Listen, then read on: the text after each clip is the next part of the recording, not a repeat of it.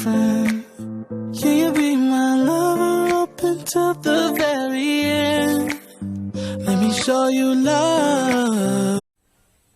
Assalamualaikum, bismillahirrahmanirrahim. Salam merah putih, salam damai dan sejahtera untuk kita semua. Sebelumnya saya ucapkan dirgahayu HUT RI, tanah air kita tercinta yang ke-76 tahun. Pada kesempatan kali ini, saya ingin menyampaikan pesan-pesan, keluh kesah para pendahulu, para pendiri bangsa dan negara ini, para leluhur Nusantara. Bismillah atas nama kami. Saya ingin bertanya karena ketidaktahuan dan kebodohan saya ini. Indonesia ini negara berdasarkan hukum atau negara aturan atau negara politik yang dikuasai oleh tikus-tikus politikus. Bagaimana bisa hukum ditegakkan, dilaksanakan sebaik mungkin kalau oknum aparat penegak hukumnya sendiri melanggar hukum? Lantas siapa yang menghukumnya? Bagaimana mungkin semua rakyat bisa mendapatkan keadilan kalau peraturan undang-undang yang dibuat tidak berpihak kepada mereka? Aturan dibuat hanya sesuai kepentingan sekelompok golongan segelintir mereka saja demi mendapatkan keuntungan dari itu, tanpa memperdulikan orang banyak, masyarakat luas, dan rakyat pada umumnya. Mereka sendiri sering melanggar hukum dan tidak patuh kepada aturan. Apakah mereka mendapatkan hukuman dan sanksi oleh karena itu? Oh, tentunya tidak. Karena di negeri ini, jangankan sanksi, hukum pun hanya berlaku kepada rakyat yang lemah dan tidak mengerti hukum. Hukuman dapat direkayasa, bahkan banyak dari penegak hukum itu sendiri bisa dibeli dengan uang agar terhindar dari jeratan hukum.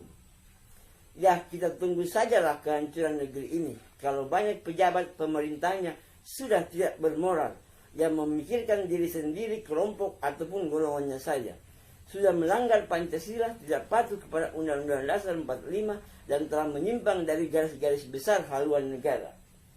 Negeri ini negeri para pemabuk yang dihuni orang-orang gila.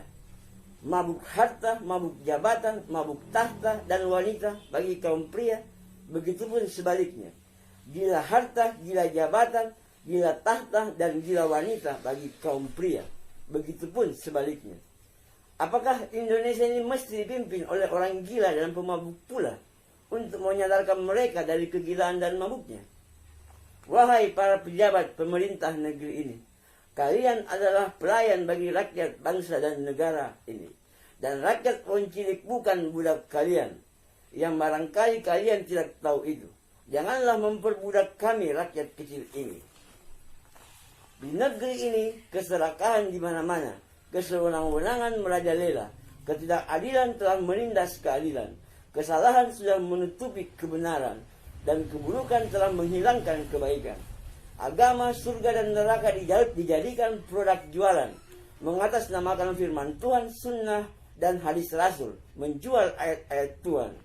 Wahai para penguasa negeri ini, yang merasa berkuasa, yang menyalahgunakan kekuasaannya, yang tidak amanah dengan sumpah dan janjinya, ingat dan ketahuilah, apabila tiada perubahan pada negeri ini ke arah yang lebih baik untuk kemajuan, kesejahteraan, kemakmuran seluruh rakyat, masyarakat, bangsa, dan negara saat ini, maka generasi sekarang dan kalianlah yang bertanggung jawab penuh, karena telah mewariskan penjajahan kepada anak cucu kami di masa yang akan datang.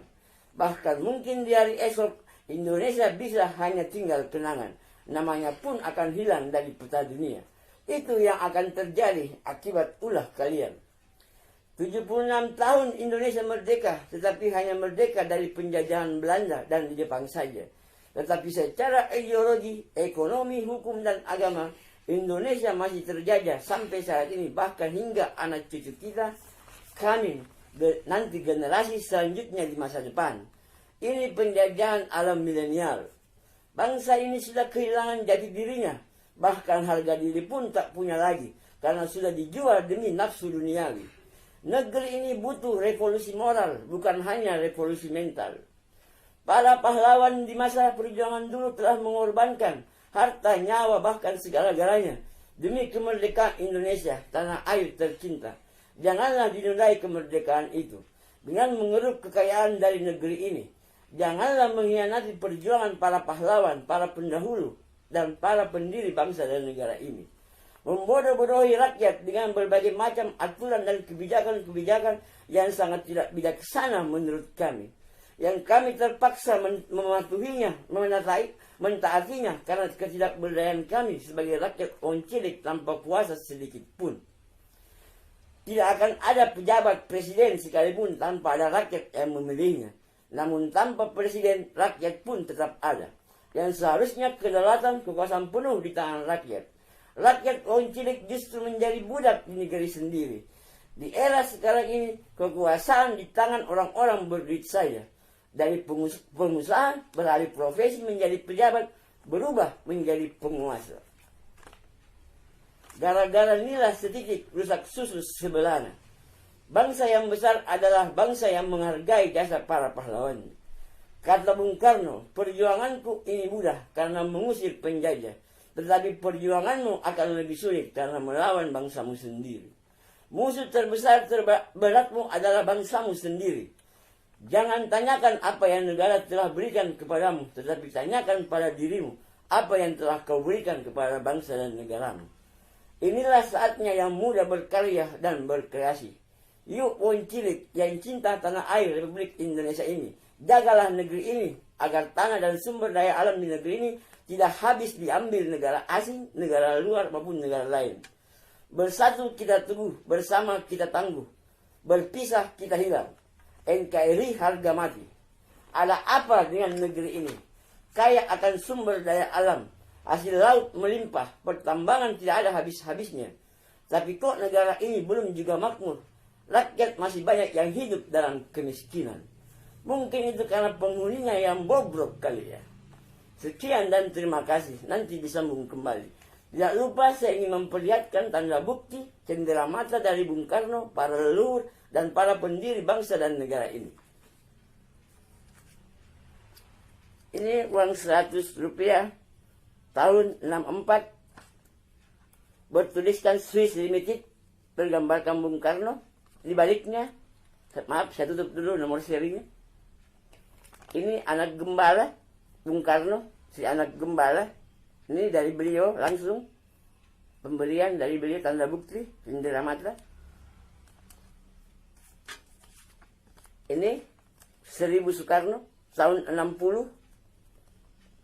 Bergambarkan Soekarno di baliknya. Maaf, nomor serinya saya tutup dulu. Ini 10 perempuan penari serimpi. Ini dari Pak Harto. Ini merah putih dari pejuang 45. Ini dari darah yang membatu. Ini dari Bung Karno melambangkan 17/08/45 hari kemerdekaan Indonesia. Ini semar biru, simbol kemakmuran. Ini simbol semarnya.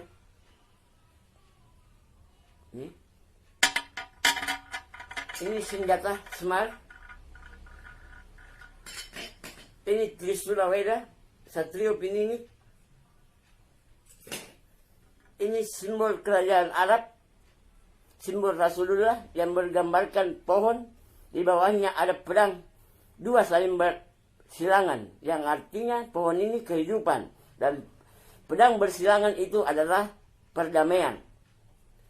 Pertanyaannya adalah, kok bisa pohon di bawahnya pedang? Di mana-mana itu pohon harus tumbuh dari tanah. Itu tumbuh di tanah, harusnya pohon ini di bawahnya tanah, bukan pedang, bukan besi. Tetapi ingat, bahwa satu-satunya di dunia yang disebut tanah besi adalah Celebes. Yang artinya tanah besi, yang disebut oleh orang Belanda Celebes. Selepasi dalam bahasa Makassarnya. Jadi arti daripada simbol ini adalah menunjuk ke arah Celebes, menunjuk ke tanah Sulawesi Selatan. Bagi yang biasa pernah naik haji, sering ke tanah Arab pasti tahu simbol ini. Ini menunjuk ke Sulawesi Selatan. Oleh karena itu, watak orang Bugis Makassar itu keras dan tegas karena memang tanah kelahirannya adalah tanah besi. Itu. Ini tongkat saya. Ini dari bambu. Ini segitiga. Bolak-balik. Belah ketupat. Ini ada bulu ayamnya. Dari ayam jantan dari timur. Ini semua dipercayakan di tangan saya. Para leluhur, para pendiri bangsa ini mempercayakan ini kepada saya untuk menjaganya. Itu. Sekian dan terima kasih. Wassalam.